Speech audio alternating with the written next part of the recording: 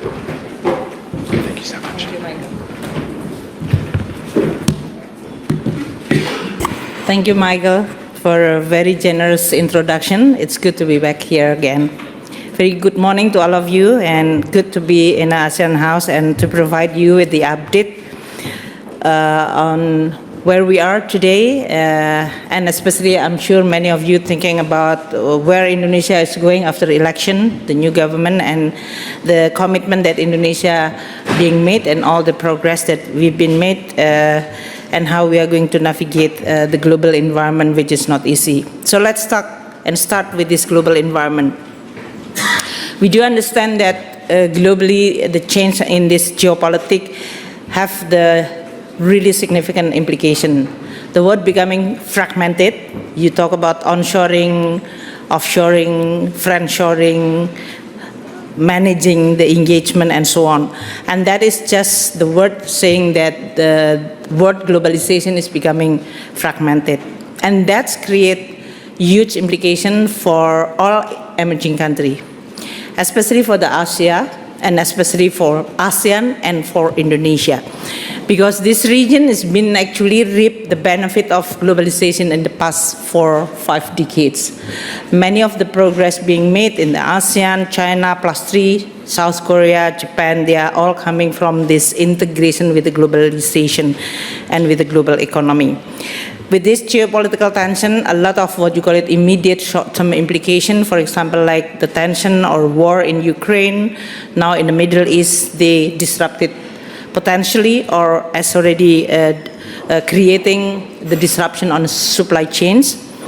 And that's can spike the commodity price, and for many countries which is open economy and relatively small, it hugely affecting their economy as well as the budget.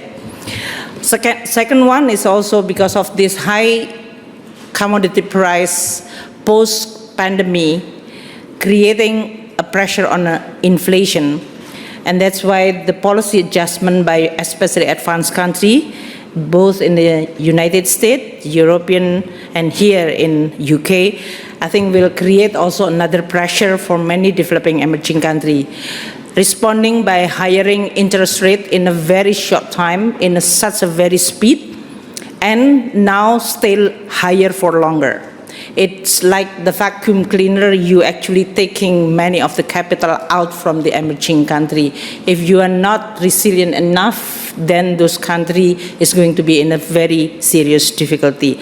Higher for longer with higher interest rate, capital outflowing, foreign exchange movement, which is happening in the past April, that's is going to be one that need to be managed and watched very carefully. And certainly we also face with many of structural transformation and challenge. Climate change is already mentioned by Michael earlier. It's becoming one of the constant, and if I can recall, because Michael mentioned that I've been serving Minister of Finance for quite some time, I think in my past, this trip to London, from the annual meeting of the Islamic Development Bank, ADB, OECD, all my trip, we are talking about climate change and climate finance.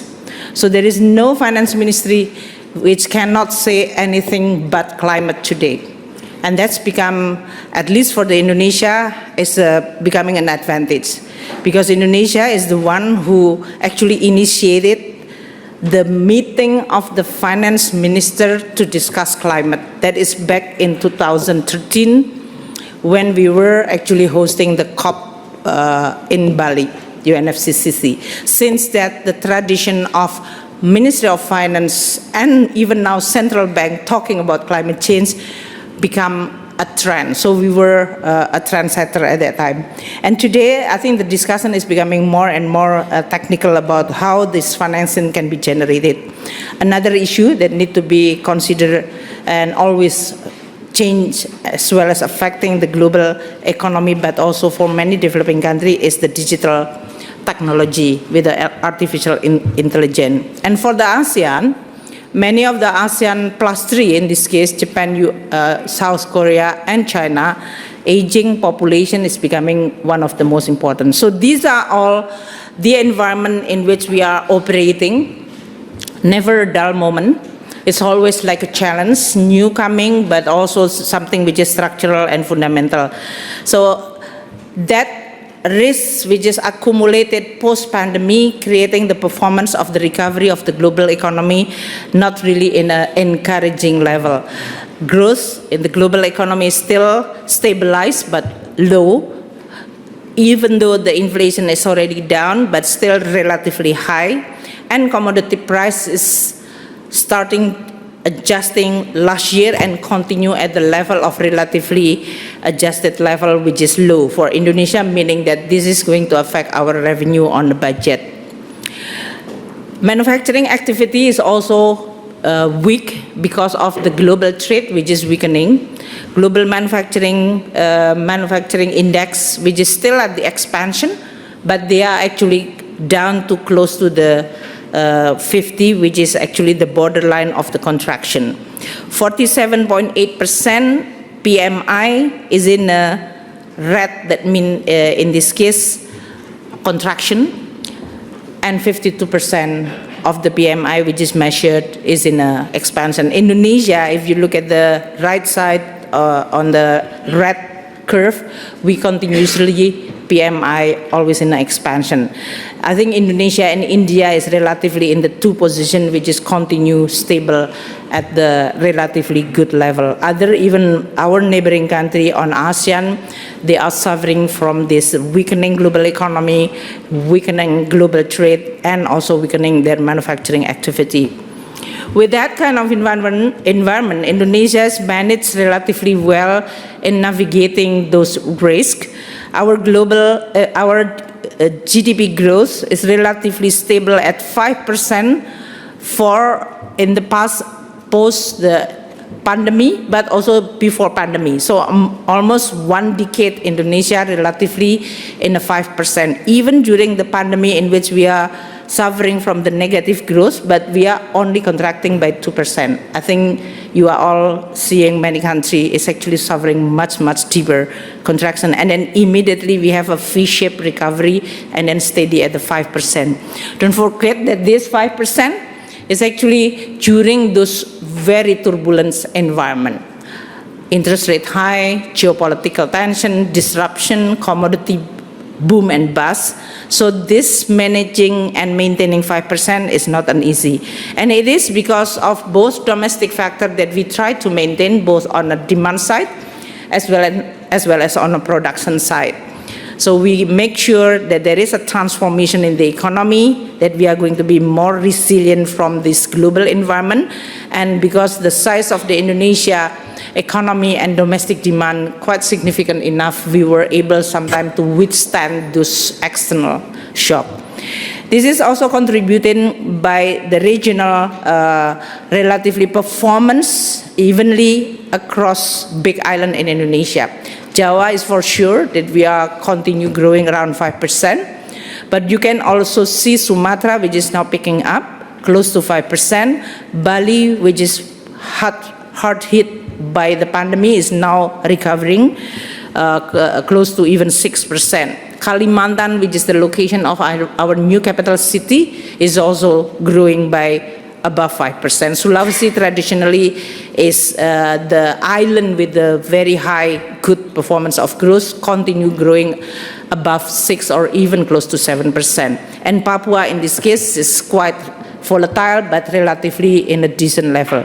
So these are all something. And if you can see Maluku with 14%, this is the small island close to the head of the bird of the Papua. This 14% alone is a growth which is contributed by the downstreaming industry, in which the investment on the downstream industry in Maluku contributing huge growth for those islands. With the growth which is relatively steady, unemployment and poverty also continued decrease. This is making sure that Indonesia is not only growth-oriented economy, but we also make sure that the inclusivity and equality is going to be there. We also manage inflation relatively well. I don't know about the UK economy, but I'm sure many of the advanced economy struggling from the high inflation, whether this is food inflation or energy inflation contributing. Indonesia is no exception, but if you look at the Indonesia inflation, maybe many of my colleagues from G7 even envy us. In the past, I envy them, now they envy us, because we are below 3% for quite some time, and this is something which is quite remarkable. What contribute Indonesia resiliency of the economy? Fiscal is certainly one thing, and I'm going to elaborate that because this is the area in which I'm in charge and responsible. But other than fiscal, the fiscal monetary mix for both central bank and Ministry of Finance working closely in order for us to be able to navigate huge shock like pandemic and now climate change, and also the structural transformation that we are having. The external balance is also contributing to this stability. Our current account, which traditionally become the Achilles heels for the Indonesia growth, now turn into a positive, and that's create ability for us to withstand, especially during the critical time in 2020 up to 2023 last year. Trade balance continue in a surplus, and that is also have something to do with the manufacturing and PMI, which is I explained earlier, always in expansion. Domestic demand is very important because Indonesia always have to balance between our source of growth coming from the external, but also maintaining a certain buffer so that the economy will continue relatively performing in a stable level and way. Consumer is going to be very important because household consumption is actually explaining more than 50% of our GDP. So that's why if you look at the consumer confidence, because of low inflation, relatively stable and high growth, that's we are seeing a consumer confidence which is relatively steady post the pandemic. We also see in this case PMI, which is expansion, and also the real estate, which is recovering after a little bit stagnant after the pandemic. Economy in Indonesia growing at the 5%, and Central Bureau Statistics just announcing 2 days ago that we are in the first quarter of this year is continue growing at 5.11%. This is something which we are continue manage very carefully because the environment is changing very fast, and also fundamentally need to always continue a vigilant, and policy response need to be continue prepared. I will now look at the update on the fiscal side. This is the area in which I'm in charge, of course, and that is the instrument of the policy which is important in protecting Indonesia economy and people from so many turbulence coming from outside, like pandemic or climate change, and also for us to continue our journey to become a high-income country, how to create development, growth, and equality. Let us look how the fiscal tools in action. If you look at the situation when we were facing with the pandemic, this is a test for all countries in the world. So this is a good comparison for all countries in the world. Indonesia, for the first time after 20 years, adopting a fiscal prudence in which we are not allowed to have a deficit more than 3% on our budget, and not allowed to have a debt to GDP ratio above 60% of our GDP. But because of the extraordinary situation from this pandemic, we were relaxing those fiscal prudence with a lot of alarm. Because you know that when you open this Pandora box, politicians and all will love to have a big deficit because you borrow your future generation income for today's enjoyment. Is that right in this case? Yeah, I think so. So, for us, this deficit is something which is quite carefully need to be managed because of the pandemic has created totally halt on all activity. Then we know that the revenue will drop, and our revenue actually dropped by 18% in 2020, and then in 2021 we start to recover. The question is how you are going to adjust. The spending can be cut, and in this case it was actually quite ruthless for the Minister of Finance to say that everybody will be cut except for health and for the digital technology. because all schools now have to serve the education through the digital technology. So it's only 2, which is exception to get the budget cut. Otherwise, all ministries, including the most powerful ministers, of course, they have to accept the cut of this budget. So you can imagine that during pandemic, maybe I'm the second 2 most unpopular after the COVID and ministries, Minister Mulyani. But then with that, we were able to adjust relatively well by allowing to have the deficit more than 3%, and we end up designing from 6%. Now we are able to come up with only 5.7%. At that time, during this critical pandemic time, all countries expanding their fiscal deficit, I think including here in the United Kingdom. United States have 10% of deficit, and I still remember the cabinet discussion that we are having, some of the ministers asking, even United States, which is very powerful, they need to have deficit at 10% of GDP. So Indonesia should be 10%, and I said, okay, what do you want to use this 10% of? You are not going anywhere. We are all stay home. So you are not going to be able to spend anyway. The only one that we can spend is send money to the poor people which don't have a safety net, and also providing the health support. So that's the only thing which we could then negotiate, and we end up with the 6% of GDP. The first time after 25 years, Indonesia have a fiscal prudence, and then we end up with 5.7%. After that, we only provide 3 years allowing Indonesia to have deficit more than 3% of GDP.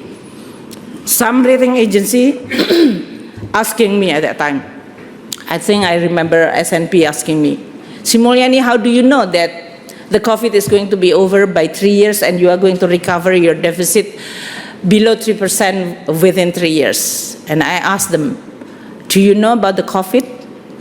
Do you know when this is going to end? No, we don't. Same with me. So if you don't know, the only thing that we know that once you're relaxing this fiscal prudence, it will be difficult for you to return back. So that's why it is good for us to just give this announcement that we are going to have this relaxation of this prudential principle only 3 years. We do hope that this is going to be enough, but if it is not going to be enough, there need another political process to discuss about what is the situation 3 years from now.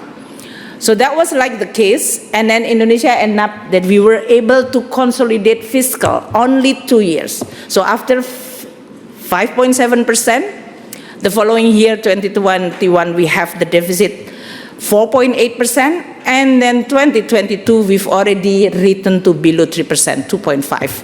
So yay, I won. So I always like teasing my rating agency, all the stuff here. Okay, we are, see, I won the bet, so you have to upgrade my rating, I said. So that is how the fiscal work, and that is exactly how you always combine between ability and flexibility to respond to the change and shock, which is sometimes is just totally huge. But at the same time, you are not, in this case, lack of focus of managing the fundamental and credibility of your fiscal tools. Because this fiscal tool, like the budget, they are going to be the most important tools for any country. Once you lose credibility, once you lose the trust, it's going to be very difficult to return back. I'm not talking about your country here. I'm talking about the whole principle of the fiscal tools in this case. You all know very well that this fiscal management is very, very difficult because you always have a combination between political process, political conveniency, pressure on the social side, economic importance to build continuously the competitiveness, and at the same time you have to be continuous, sustainable, and credible. These are all a combination which is not really easy for any country. And for the small open economy like Indonesia, which is relatively small comparing to the world, although we are in a G20, and we also open, that means that we are vulnerable to many external shocks. it is going to be even multiply more difficult. So with that, Indonesia continue always responding to this shock, but at the same time, we continue also focusing on what is actually fundamentally important for the Indonesia economy. And if you look at the Indonesia economy, I think the fiscal tools has been quite a good bargain. Our deficit of 6.1% is preventing the contraction of the economy only at the 2.1%. If you compare with many other countries with a much deeper deficit, like what we see in here, United States end up with 14% and they contracted by 2 points. UK here, you have the deficit of 13% of GDP, and yet your economy is still contracting by 13%. Other emerging countries, as you can see, that they have more a deeper deficit and much deeper also contraction of the economy. So if you look at the Indonesia, I think this is how we are always continue making sure, and especially this is not to show to the global, but more on our domestic audience. Because for Indonesia, really getting the political support in maintaining fiscal discipline is important, regardless who's governing and who's ruling the country. That is something that we should not sacrifice. And that's why this is something that we need to continue maintain this tradition. And fiscal means that you have the revenue side, spending side, as well as the financing side. We continue reforming our tax. Indonesia is still among the lowest tax to GDP ratio. We continue investing in the institution as well as on a system, in this case digital system. So now more than 96% of the Indonesia taxpayer paying tax digitally, so they don't have to go to the tax office. We also continue moving in terms of reforming the whole spending side, because we want to make sure that spending better and spending more effectively, so that we are going to be able to make sure that the fiscal tool is going to be also effective. So these are all the journey of the Indonesia. After shock, we consider we're recovering and we continue maintaining a good, credible instrument. Our budget 2024 today is also under a huge pressure. As I mentioned earlier, higher for longer foreign exchange, oil price, and commodity price, they are all changing quite dramatically in the past 3 years. And that's affecting both the revenue side as well as our spending side. On the revenue coming from both commodity-based economy as well as non-commodity-based is very important. We are transforming the economy from dominated in the past by the consumption into a more investment. We also try to make sure that there is more value added for many of the natural resource rich that Indonesia owns, including strategic mineral in this case. If you look at the priority of the budget to address the fundamentally issue important of the Indonesia economy, first, the quality of human capital.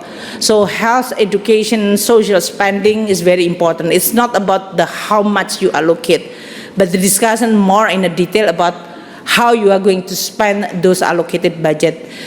Some of you maybe is already familiar, Indonesia has a mandatory by our constitution to spend 20% of our total budget for education.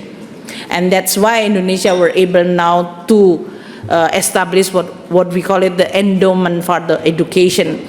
If you can see that many of the Indonesians now attending many good university, and UK is among the top destination. That's why you can see that many of the Indonesia students now in Oxford, Cambridge, and many other, I can see that every time I walk now, every corner I see Indonesian. And they always say, Ibu, I got this scholarship from this endowment fund, which I initiated in 2010. So more than 500,000 domestic and abroad, but for abroad, we've already sent almost 6,000 people in UK, US, and so we actually generating a little bit revenue for the UK by this sending many of our students. Infrastructure is going to be important for Indonesia. And because Indonesia is an archipelago country, and we are still, in terms of the infrastructure index, we are lag behind. So toll road especially, we've built quite a lot, but we also have port, airport, electricity, and especially linking to the climate change, is going to be one of the most vital one. Although now currently we've already built a lot of the power generating, but we want after 2030 every megawatt demand will be satisfied with 70% from renewable rather than from the non-renewable. That will require a huge investment on the grid as well as on the power generating. These are all the area that we are working with many of these ministry and local government in order to transform Indonesia economy to create more productivity-based growth and equal one. It's not easy, but I think this is the politically also right direction that we need to do. And for 2025, we will preparing the budget. This is Indonesia tradition of democratic transition. This government will end in October 20th. The budget discussion starting this May until October. So the one which is preparing the budget for the first year of the new government is going to be the outgoing government, and under, in this case, under my responsibility. So we are today is continuing discussing with many of this transition team and also managing on how this political transition will equal with this economic as well as fiscal transition, which is need to be smooth as well as safe for the Indonesia to continue our journey to become a prosperous Indonesia in 2045. In order for us to be able to become high-income country, we need to continue growing above around 6%, and that need to be contributed by productivity rather than perspiration, and that means investing in this human capital infrastructure and reforming our institution, becoming one of the most important one. Indonesia is undergoing a lot of reform since the ASEAN financial crisis 97-98. Many of the legislations from the banking, non-bank capital market, including in this case competition policy, and also in reforming our fiscal management has been done since 1998. So when last week I was in Paris for the OECD ministerial meeting for the accession of the Indonesia membership of the OECD, many of what we've already built since 1999, 1998 was actually exactly the same foundation like the OECD country principle. So these are all just to make sure that Indonesia is going to continue this journey, cementing what we've already achieved in terms of building the right and strong foundation for the further growth. I'm going to maybe jump into the climate change. But before that, just to give you an update that many reform has already now implemented. Fiscal reform, including the tax reform, local government transfer, and financial sector reform. These are all the three very important reforms in which legislation is already passed. We are going to govern and improve the way we transfer our money to the local government. We also will continue deepening our reform on the taxation and also on the financial sector reform, in which we are overhauling totally with the omnibus law of capital market, bank, non-bank, even carbon market is being introduced within this reform. So these are all a very important legislation, but the most important for now and in the future, the implementation of many of this legislation, which providing a very good foundation for Indonesia. Indonesia also actively playing at the global level in the G20, ASEAN, ASEAN Plus 3, and even on the APEC. These are all the forum which Indonesia also was asked regarding our position on the climate change. We've already announced national determined contribution. We even enhanced our determination to reduce the CO2 by 31% by our own and 42% with the international support. Biggest chunk of this national determined contribution is going to be on energy transition. The first, actually the most important also is the forestry and land use, because Indonesia have a tropical forest, but they are relatively cheap comparing to the energy transition. It will cost Indonesia $285 billion to actually deliver this NDC. And energy itself will require $260 billion US. This will requiring more renewable, building more transmission and distribution, and reducing and using less fossil fuel. And for Indonesia, this is not an easy choice because we are rich in coal. We also have new gas which has been invented. Exploration and oil is still actually also have a contribution. So it is a good problem because it is a choice problem. But it will be very difficult if in this case at the global level, the signaling of this climate change financing is not providing us with this ability to choose the right path. And that's why Indonesia has this energy transition mechanism country platform we announcing during the G20, in which we establish a management of the ETM, energy transition mechanism. During the G20, we also announced the JETP, Just Energy Transition Partnership. 21 billion has been announced, but now we are working very closely with all the partners. 50% is private, 50% is public. We are working into the detail, what does it mean of this announcement to this transition of the Indonesia. So a lot of things happening in Indonesia, a lot of very important fundamental work has been built, a lot of achievement, but we know that this is just the beginning of our continued long journey. Not easy one, but we are very optimistic that Indonesia is going to be able to achieve our goal to become a high and prosperous, equal, inclusive country. Thank you so much.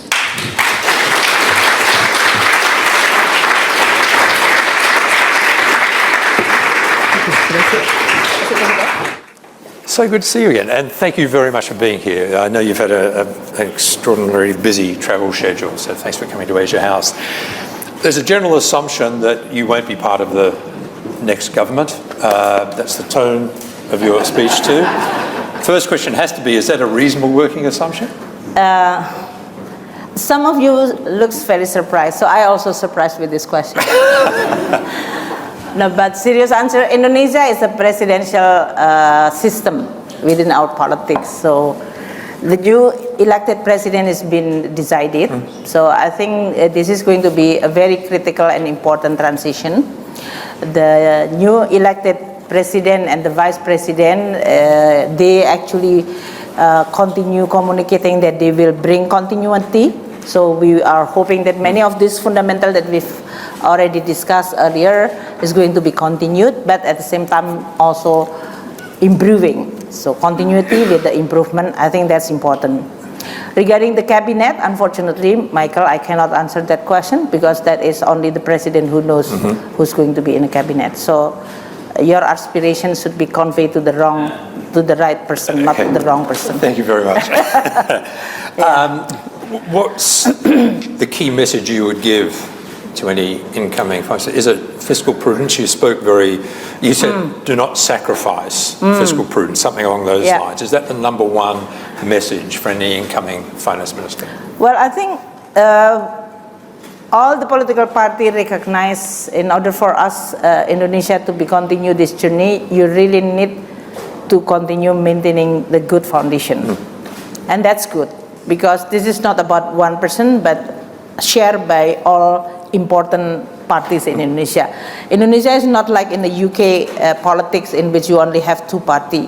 Fortunately, we have more than two parties. I said fortunately, because we have at least 8 big elected parties which is sitting in the parliament. And this provides us with quite a lot of, in this case, political discussion, but also at the same time, we have the ability to juggle on this kind. But on the fiscal prudence, I think they are all more or less share that this principle should not be sacrificed. And market is also a good providing signal. So the new government is already receiving the signal that the market want Indonesia to continue with this fiscal prudence. So I think now the transition team has been managing and seeing and listening to all this signal. And I'm sure within the 2025, as I said earlier, that we are in charge of preparing the budget for the first year of this government. That signal will continue to be conveyed. You are preparing the budget for next year, and you spoke very clearly about the external issues. It's the most challenging external environment I think I've seen in a long, long time, if not ever. What's the biggest external risk? Is it the strength of the dollar and US interest rates? Is it the conflicts that are going on? Again, as you frame your budget. Well, the exchange rates movement or dollar strengthening in this case is definitely have a more immediate impact, because you every day will see in terms of our revenue, which is some of them in dollar. That means strengthening dollar in rupiah denomination, we have more rupiah. But we also have the spending which is based on dollar also in this case, like our subsidy and so on. So we really need to look at this balance, because the impact is immediate. The second one is also on the interest rate. This higher for longer. I mean, Federal Reserve Chairman Powell increasing the interest rate only less than 18 months by more than 500 basis points, 5.25, 5.5%. Indonesia, our yield of our bonds, 10 years, is actually relatively steady, both the US and local currency. So our spread with the US is now has been tightened to the lowest in the history, only 230 basis points.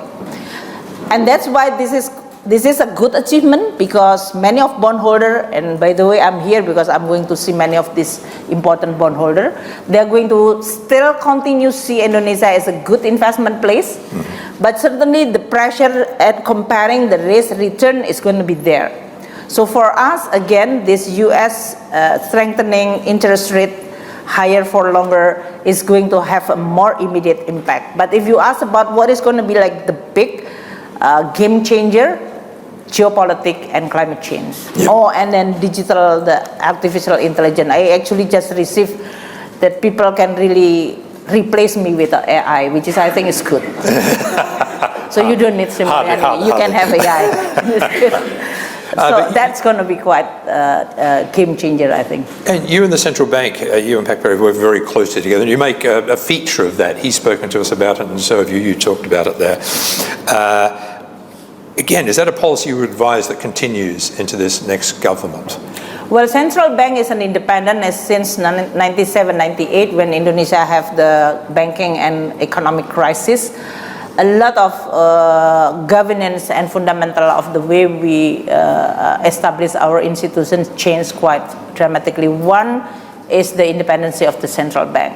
So central bank have their own cycle, and this current central bank governor has been re-elected for the second term. That means there will be a continuity on the monetary side. I want to get on to e-commerce, and the digital transformation in Indonesia has been, breathtaking.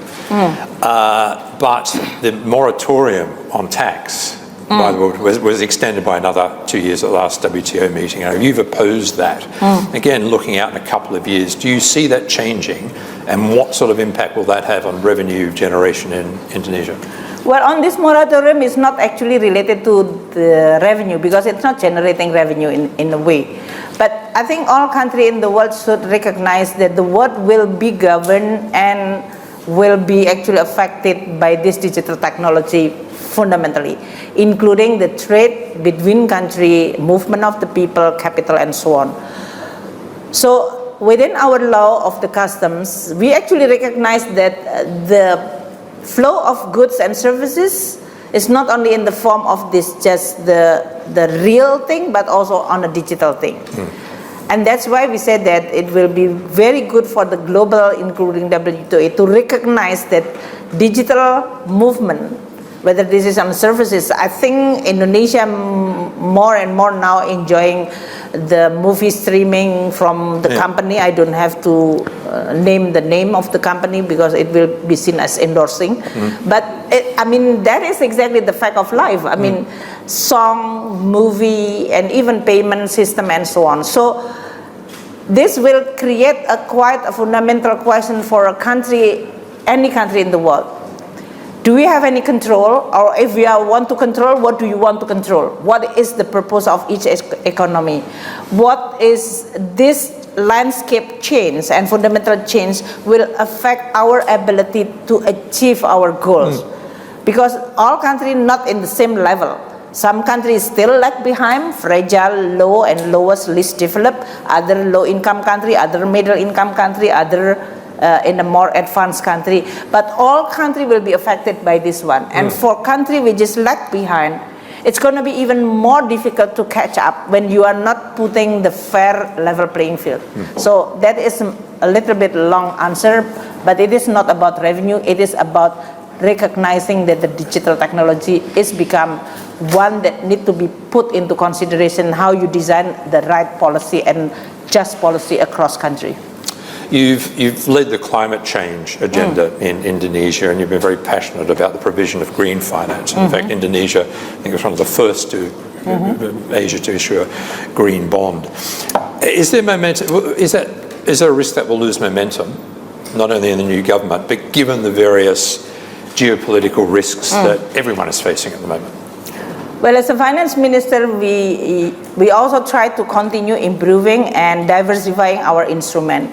In this case, since 2008-2009, Indonesia continue actually building the diversifying our financing instrument from the conventional into the Sharia base, from the conventional to the sukuk to the green base, and also this is combining these two because we know that the appetite to invest in Indonesia with our reputation getting stronger and better, there is a lot of appetite not only in European, especially London based, but also United States, Asia, Middle East.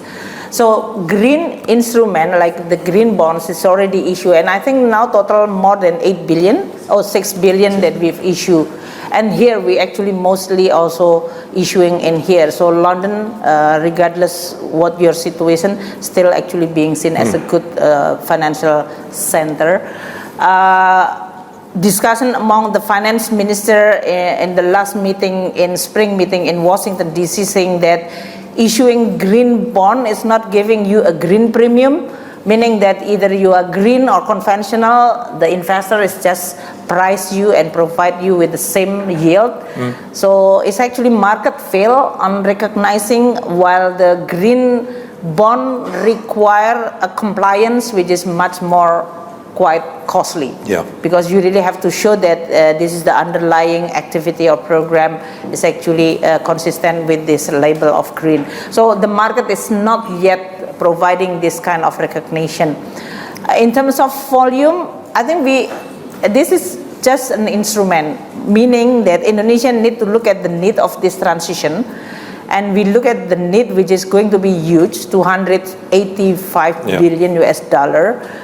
In the environment of the higher interest rate for longer, it will be even more expensive. So affordability to finance this transition is going to be a big question mark.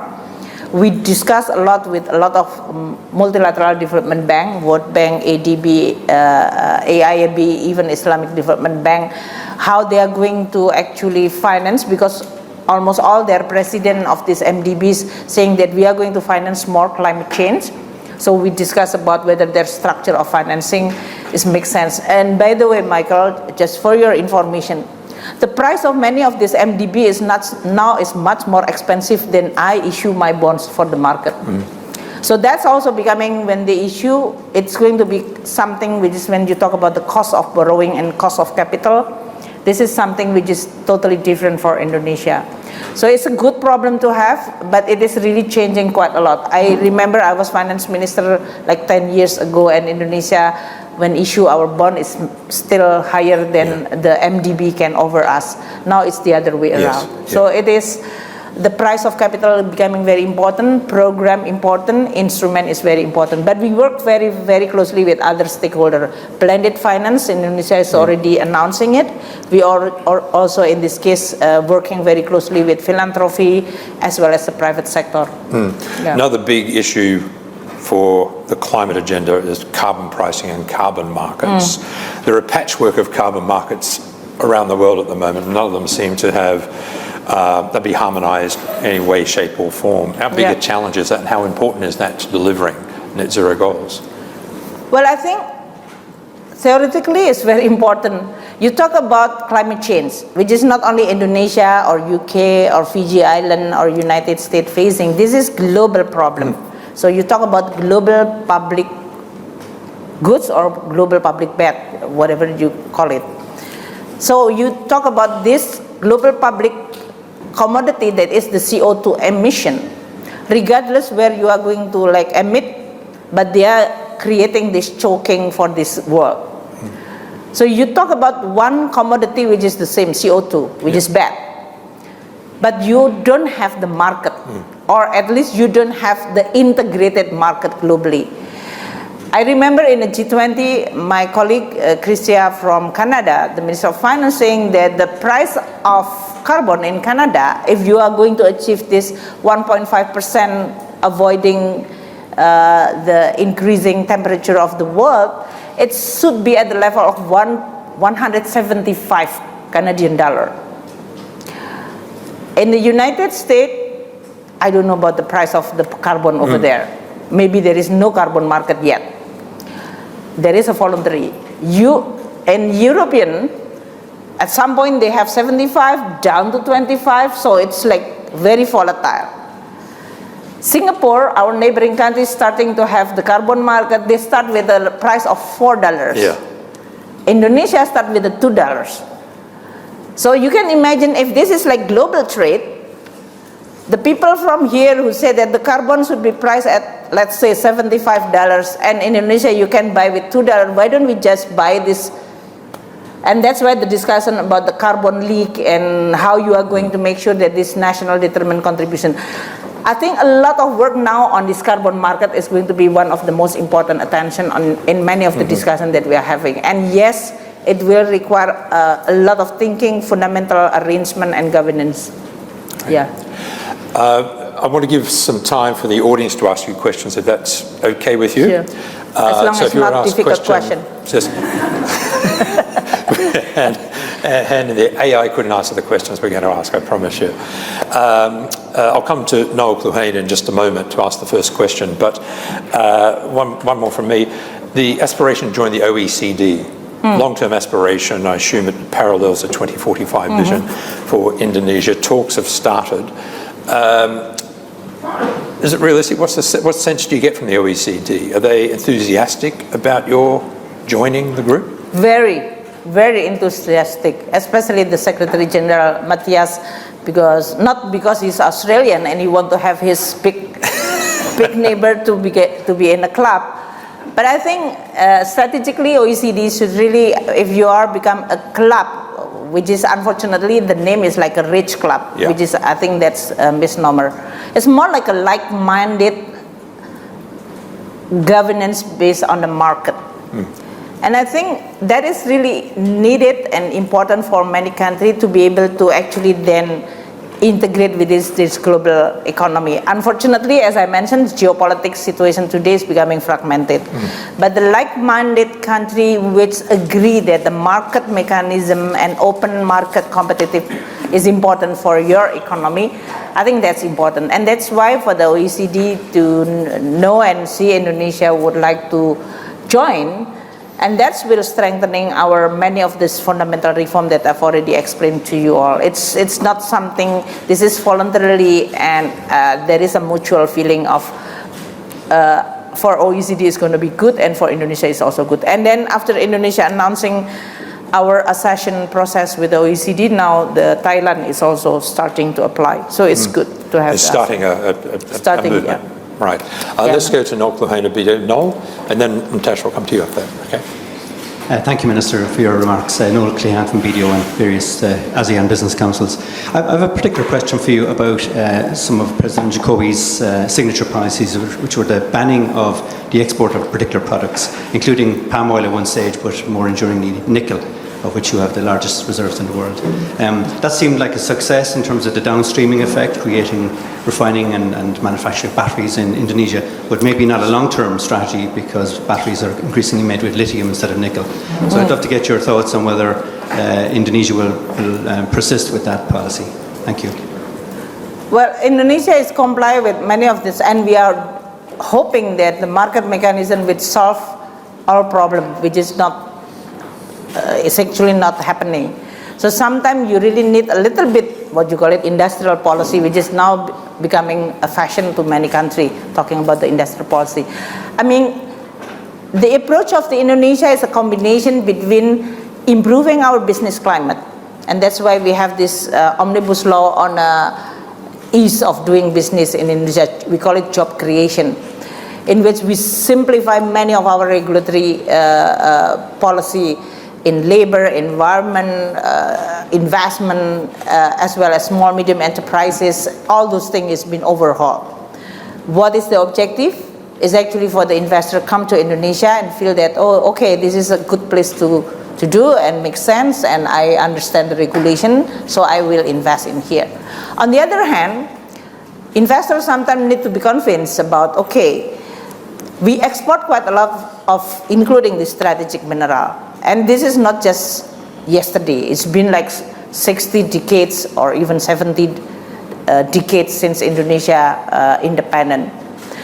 Sometime in my conversation with some of the big company, and I said, you promised to build the smelter in Indonesia. That promise back in 1990 and never delivered that. Why is that? Oh, because smelter is so expensive, Sri Mulyani. You need to know what you want. And why? Well, because this is so risky and need a lot of capital. But then why you open smelter in my neighboring country, although they don't have those raw material? What is the difference between Indonesia and our neighboring country? They cannot answer. So that means decision by business sometimes need to be nudge. You have this nudge, right? The book which is very popular. So this is the way that the Indonesia tried to nudge this decision in order for us to be able to convince. But it is not just forcing that you have to invest in Indonesia and then you exploit them, but we provide you with the best investment climate, and now you have to invest in Indonesia. So it is like a win-win. And don't forget, as I mentioned earlier, with those kind of value added, which is now happening in almost all, not only the strategic mineral, but almost all mineral in Indonesia, it contributes to the stability of Indonesia economy. Indonesia economy is stable and continue growing high, it will provide benefit for the region and the world. So I think that is the good game. In a way that this is what we are doing now, that we recognize that a lot of value added of many of this industry in Indonesia should and could be done. Within the context of the electric vehicle, battery technology and so on, I think this is continue moving, and Indonesia watching very carefully as well as discussing with many parties in order for us to be able to position in the right policy and place for this kind of continued dynamic changing. Natasha Chu now from HSBC. And after Natasha, Dasuki will come to you. Thank you, Minister. Having myself lived in Indonesia during the 97-98 financial crisis, I appreciate that Indonesia's economic stability was hard won, and it's amazing to see that Indonesia is now on course to be the world's 4th largest economy within, I think it's 20 years. What are some of the main factors, do you think, that may impede that goal? And indeed, do you think it can be met sooner? Well, I think the crisis is very changing Indonesia really a lot and fundamentally. It is not only in the form of the cost of this banking crisis, which may be among the most expensive bailout in the world. I think we are only compared with Argentina maybe, because it's almost 80% of our GDP in bailing out this banking system. But it was really a very deep fundamental crisis for the Indonesia. The crisis for the government, the trust is lacking or gone. The crisis in terms of the way we govern politically in Indonesia, and that's why we become, although Indonesia is actually a democratic system, we always have 5 years election. But then we said that it should be a real democracy, which is not going to be know who's going to win any election. In the past, we always know who's going to be the president even before the election. So I think that's, and then we have huge fundamentally change in terms of our legislation. As I mentioned earlier, even in the economic front, and that's credit to President Habibie at that time, that he's actually passing more than 200 or 300 legislation, as I mentioned earlier, bankruptcy law, competition law, Bank Indonesia independence, state finance laws, treasury law, banking law. There are so many laws which is actually being passed, and that's become a fundamental for Indonesia. But passing law is actually one thing. We have the Anti-Corruption Commission established during that, and that's become also a momentum for us. For me, immediately as a finance minister 2005, that is really an opening and momentum to build the governance, cleaning up from the corruption, building the capacity of our staff, creating transparency. I don't know about the UK, but is there any in this UK that the Minister of Finance every month going to the public explaining about how much I collect, how much I spend, how much debt I issue every month, not only once a year when you go to the parliament. This is just to show the transparency, accountability become one of the foundation for this democratic, which is also healthy for Indonesia. So yeah, I think the most ingredient is that crisis provide us with a totally change in terms of the way we govern the economy, and also politically synchronized on a more opening democratic system. Tetsuki Shitani now from Mitsui. Thank you, Minister. I'm from Mitsui. I have one question regarding to the capital relocation. What is the most challenging tasks from the point of view of fiscal policy of Indonesia? Thank you. The capital what? Capital relocation to the Kalimantan. To Kalimantan. Oh, the capital relocation. The new capital city has been built, and why Kalimantan? Well, in the past, the first president said that Indonesia should have the capital in Kalimantan. That's one thing. The second one, from the geographic point of view, it is really in the middle of Indonesia. The third one, as a finance minister, I think I have quite a unique answer for that. I've been actually quite struggle in how we are going to create a new source of growth for especially many islands in Indonesia. If you look at the composition of the revenue and economy, even if the mining is in Papua or in Kalimantan or in Sulawesi, the headquarters of all those corporations is always in Jakarta. So the revenue is really looks like Jakarta based, but actually the activity is on the outer island. And then you cannot really, as much as you try to design the transfer of the government finance to the local government, it will not create this kind of the new source of growth. So I think in a way, not only symbolically, but also in terms of the economic activity, this new capital city in Kalimantan will provide the Kalimantan to grow at the level what they deserve. To be very honest, Kalimantan is always growing very low, while their natural resources has been actually being moved to Java Island, which is more heavily populated. So this is going to be a good, and if I can add you with more perspective, Sumatra, which is like the biggest island on the western side, close to Singapore and Malaysia, we built the toll road north to south.